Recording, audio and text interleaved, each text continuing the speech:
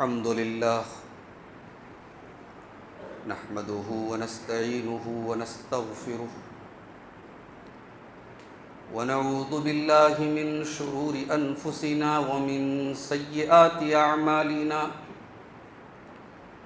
من يهده الله فلا مضل له ومن يضلل فلا هادي له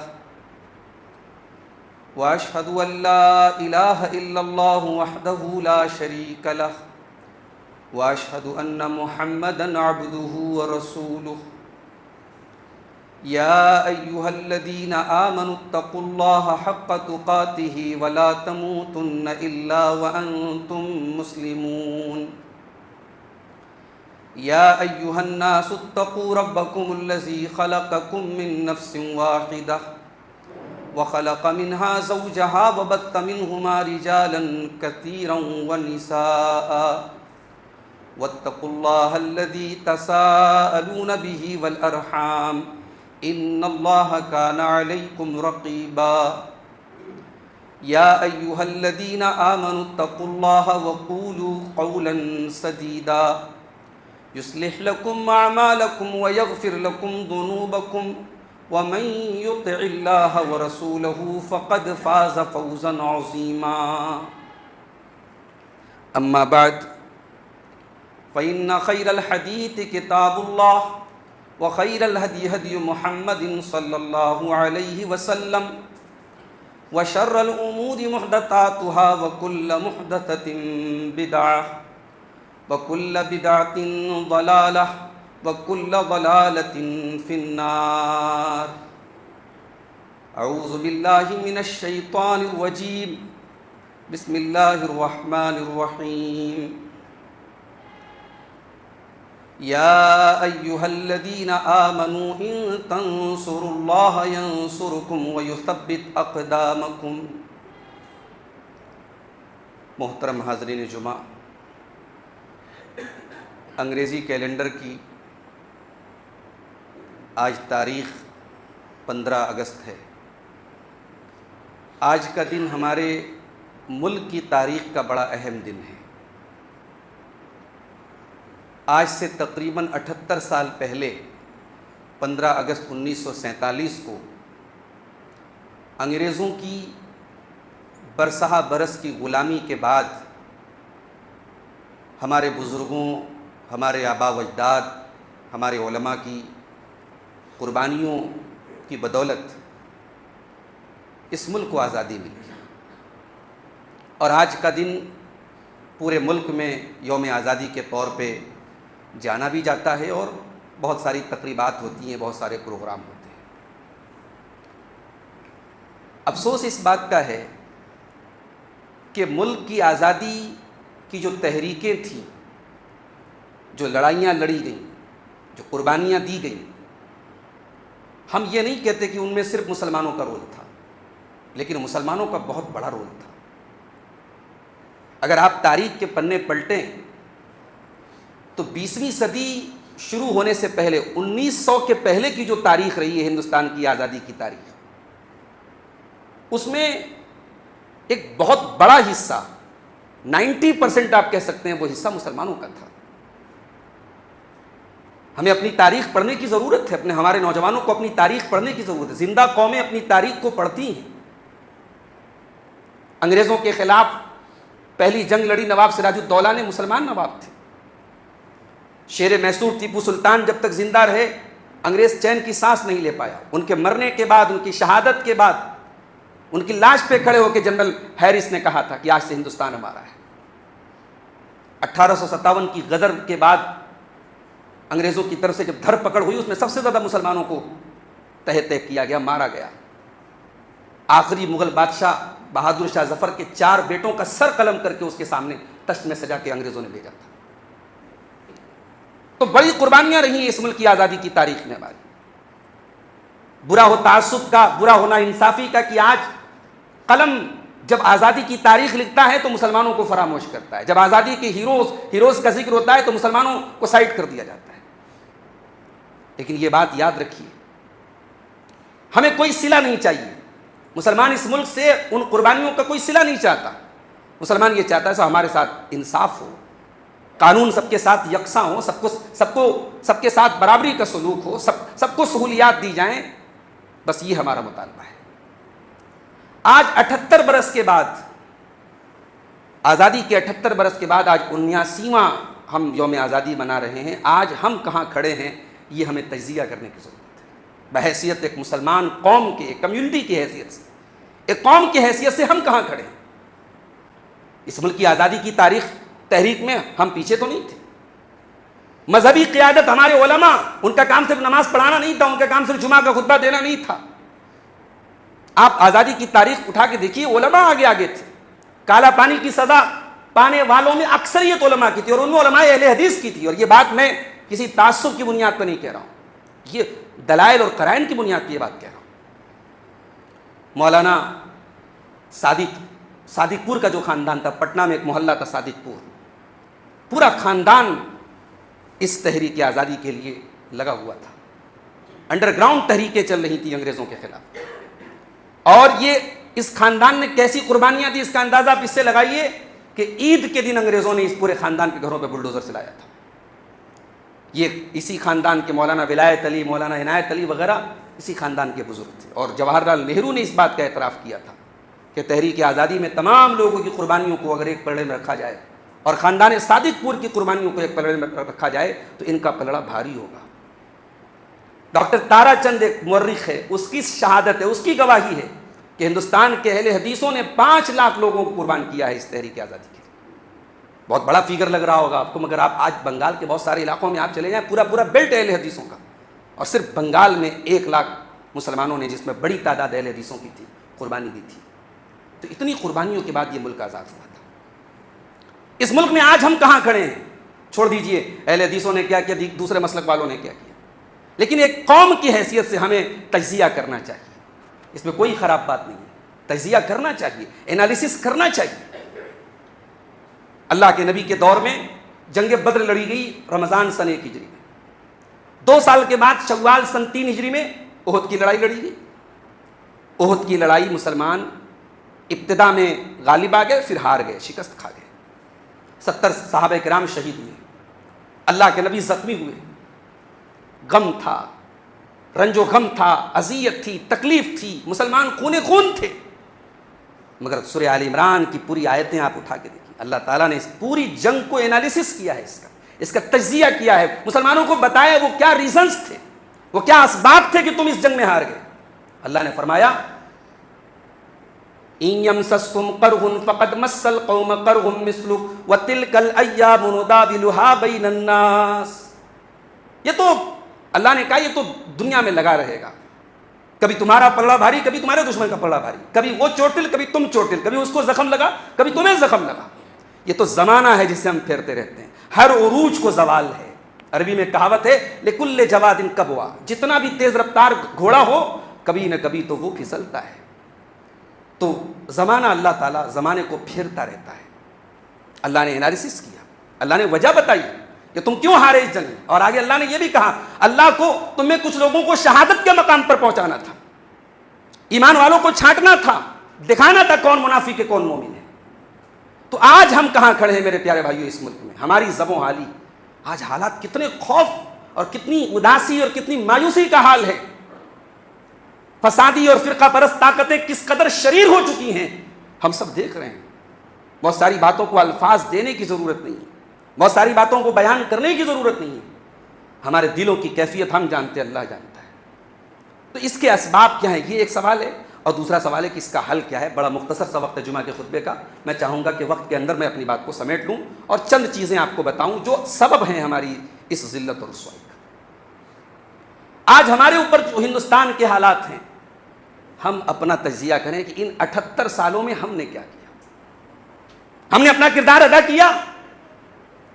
ہماری زندگی اس ہندوستان میں اکثریت کے بیچ میں اقلیت کی تھی، ہمیں مکہ میں جو کردار ادا کیا تھا صحابہ کرام نے اور اللہ کے پیارے نبی نے، وہ کردار ہمیں ادا کرنا تھا۔ وہ کردار ہم نے ادا کیا نہیں کیا۔ ان 78 سالوں میں ہم فسادات ہوئے، جھگڑے ہوئے، لڑائیاں ہوئیں، سارے معاملات ہوئے، ہم نے دین کی دعوت اپنے غیر مسلم بھائیوں تک کتنی پہنچائی، ہم نے اپنے اخلاق سے ان کو کتنا متاثر کیا۔ ہماری ڈیوٹی تو یہ تھی۔ اللہ قرآن میں کہتا ہے کنتم خیر امۃ اخرجت للناس تأمرون بالمعروف وتنہون عن المنکر وتؤمنون باللہ. تم دنیا کی سب سے بہترین امت ہو, تمہیں لوگوں کے لیے نکالا گیا ہے. یہ جملے پر غور کیجیے گا.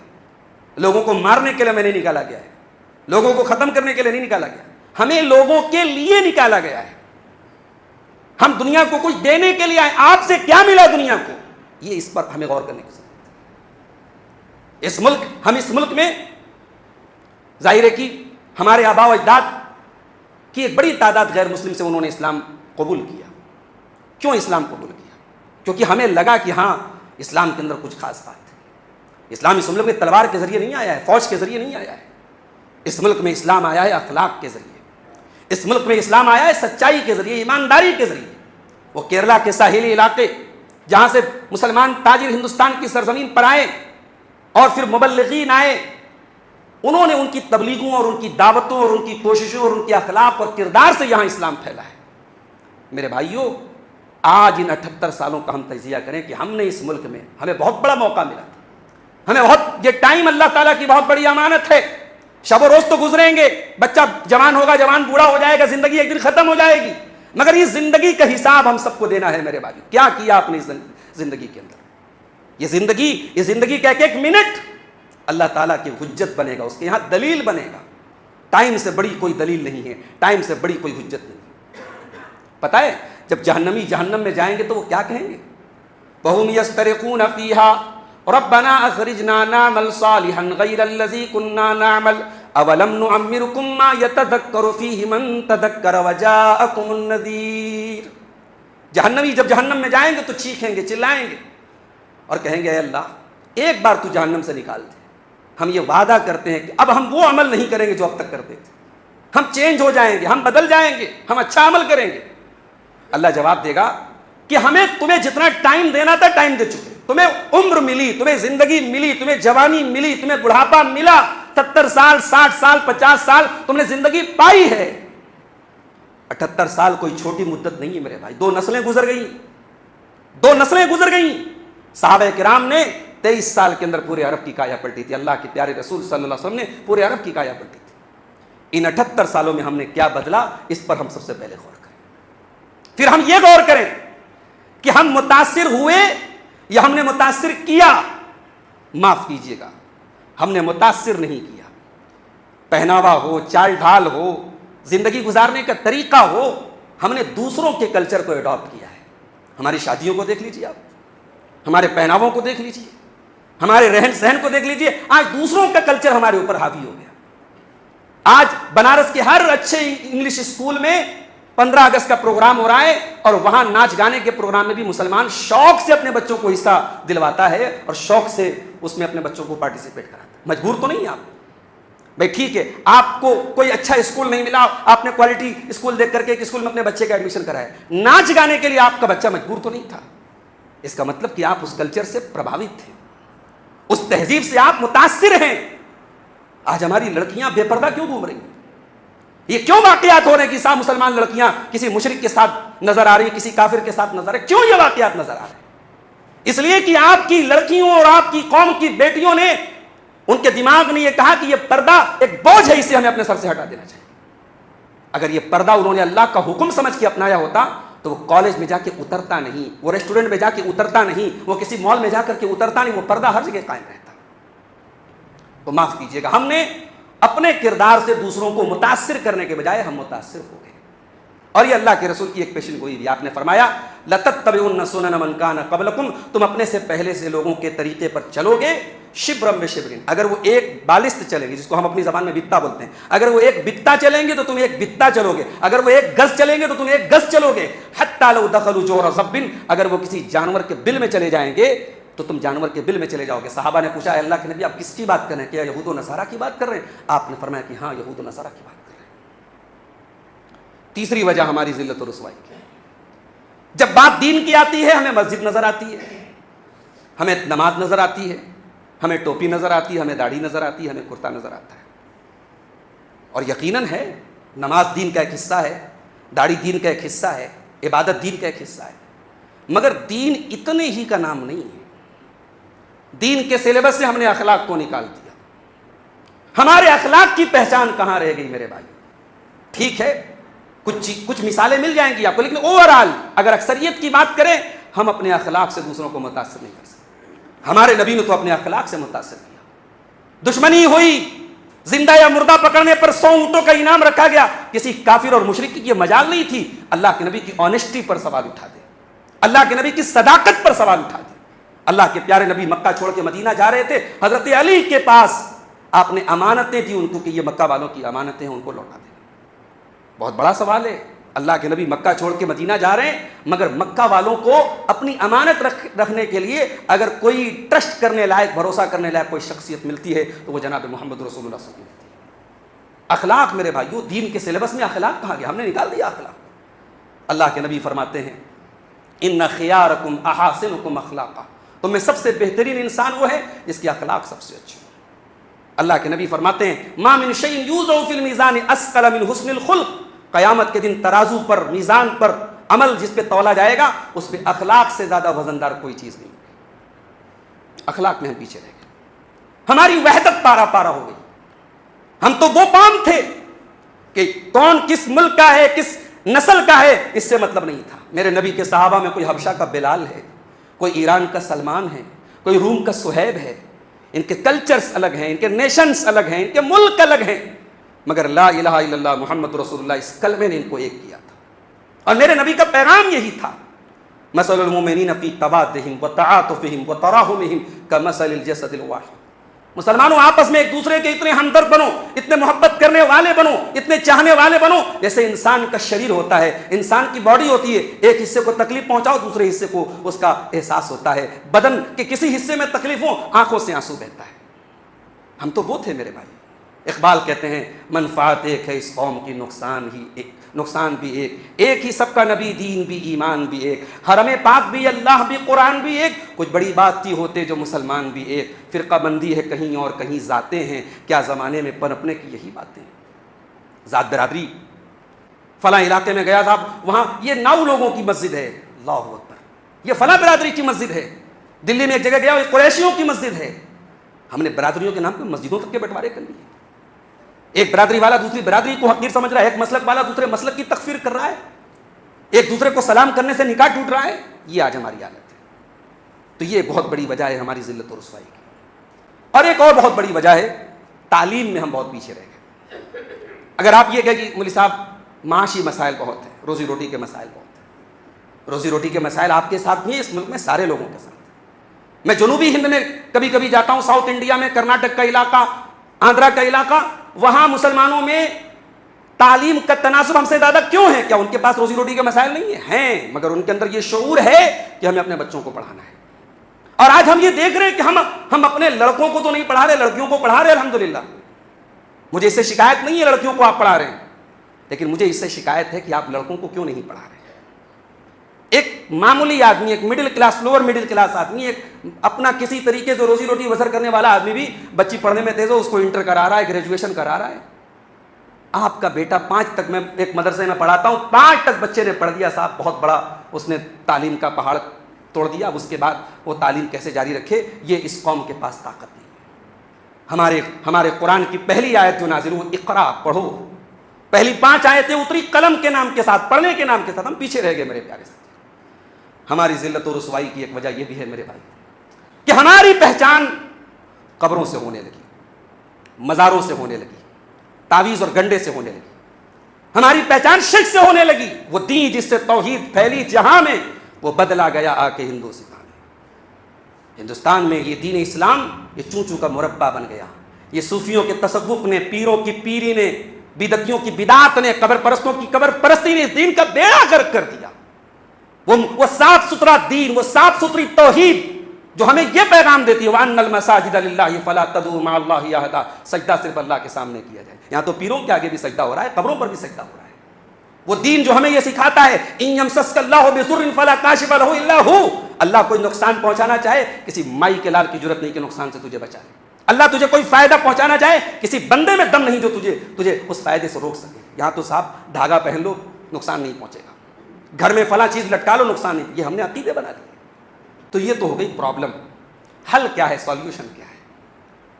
سالوشن میں سب سے پہلی چیز جو مجھے نظر آتی ہے کہ ہم اپنی بنیادوں کو پہلے سمجھیں۔ عمارت کا آپ رنگ و روغن بہت اچھا کر لیں، بڑے اچھے ٹائلس لگا لیں، دیواریں بڑی مضبوط کر لیں، لیکن اگر بنیاد کمزور ہو تو عمارت ایک نہ ایک دن گرے گی۔ اپنی بنیادوں کو پہچانو میرے بھائی، ہماری بنیاد توحید ہے، اپنے عقیدے کی اصلاح کرو، توحید کی حفاظت کرو، اور صرف اپنی نہیں، اپنی آنے والی نسلوں کی بھی توحید کی فکر کرو۔ اس غلط فہمی میں جینا چھوڑ دو، ہم نے کبھی قبروں میں سجدہ نہیں کیا، ہم نے کبھی شرک نہیں کیا، ہمارے گھر میں بھی نہیں ہوگا۔ آپ ابراہیم سے بڑے موحد نہیں ہیں۔ ابراہیم کہتے ہیں وَجْنُبْنِي وَبَنِيَّ أَن نَّعْبُدَ الْأَصْنَامَ، اے اللہ تو مجھے اور میرے بچوں کو، میری اولاد کو بت پرستی سے بچا لے، شرک سے بچا لے۔ اگر ابراہیم خلیل اللہ کو اپنی آنے والی نسلوں کی توحید کی فکر ہے تو ہمیں اور آپ کو بھی ہونی چاہیے، اور اس توحید کے بغیر اللہ ہماری مدد نہیں کرے گا۔ اللہ کا وعدہ ہے ان تنصروا اللہ ینصرکم، جب تک تم اللہ کے دین کی مدد نہ کرو گے، اور اللہ کے دین کی مدد میں سب سے پہلی چیز توحید ہے، جب تک تم اللہ کے دین کی مدد نہ کرو گے اللہ تمہاری مدد نہیں کرے گا اور تمہارے قدم مضبوط نہیں کرے گا۔ توحید کی حفاظت کیجیے۔ دوسرا کام ہمیں یہ کرنا ہے، دین کی طرف پلٹنا ہے۔ یہ دین صرف ہمیں نماز پڑھنا نہیں سکھاتا میرے بھائی، یہ دین صرف ہماری آخرت نہیں سنوارتا، یہ دین ہماری دنیا بھی سنوارتا ہے۔ کبھی آپ غور کیجیے، کبھی آپ کسی کافر اور مشرک کے اندر پائی جانے والی بدعقیدگیوں کو دیکھیے اور آپ شکر ادا کیجیے کہ اللہ نے کتنی بڑی نعمت سے آپ کو نوازا ہے۔ آپ کا دین کتنا صاف ستھرا دین ہے، آپ کے دین میں کوئی گندگی نہیں ہے، کوئی ایسا حکم نہیں ہے جس پر آپ کو شرم آئے۔ آپ کا دین دین فطرت ہے۔ اس دین کی طرف پلٹیے میرے بھائیوں، اس دین کو اپنے کاروبار میں بھی لائیے، اس دین کو اپنے بچوں میں لائیے، اس دین کو اپنے گھروں میں لائیے۔ مسجد میں بھی دیندار بنیے، کاروبار میں بھی دیندار بنیے، ایک شوہر کی حیثیت سے بھی دیندار بنیے، ایک باپ کی حیثیت سے بھی دیندار بنیے، ایک بیٹے کی حیثیت سے بھی دیندار بنیے۔ دین کو اپنے گھروں میں لائیے میرے بھائی۔ اللہ کے پیارے نبی فرماتے ہیں ایک دور ایسا آئے گا اذا تبایعتم بالعینہ، جب تم کاروبار میں بے ایمانی کرنے لگو گے، واخذتم اذناب البقر، اور تم گائے کی دم پکڑ کے بیٹھ جاؤ گے، ورضیتم بالزر، اور کھیتی باڑی پر مگن ہو جاؤ گے، وترکتم الجہاد، اور تمہارے دلوں سے جذبہ جہاد نکل جائے گا، اللہ کے دین کے لیے قربانی کا جذبہ نکل جائے گا، تو وہ وقت وہ ہوگا سلط اللہ علیکم ذلہ، اللہ تعالیٰ تم پر ذلت اور رسوائی کو مسلط کر دے گا، اور وہ ذلت تب تک ختم نہیں ہوگی حتی ترجعوا الی دینکم، جب تک تم دین کی طرف رجوع نہیں کرو گے۔ اسی طریقے سے میرے بھائی، قرآن سے اپنا تعلق مضبوط کیجیے۔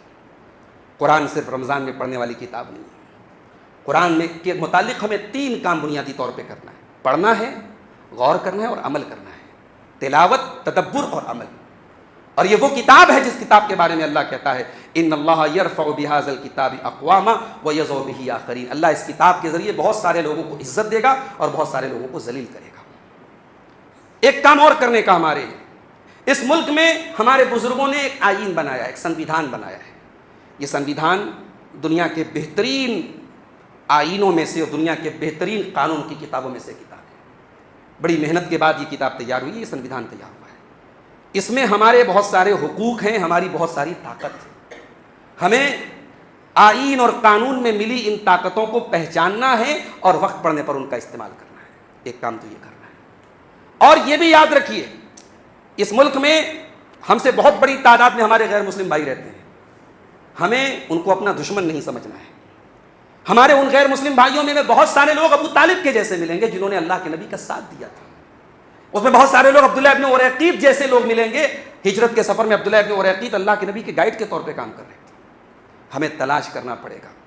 اس ملک میں ایک طبقہ ہے دلتوں کا طبقہ، اس کے اور آپ کے بہت سارے مسائل کامن ہیں، مشترک ہیں، بہت ساری لڑائیوں میں وہ آپ کے ساتھ کھڑا ہے۔ اسے کبھی یہ محسوس نہ ہونے دیجیے کہ وہ اس لڑائی میں تنہا ہے، اس طبقے کو ہمیں ساتھ میں لینا ہے۔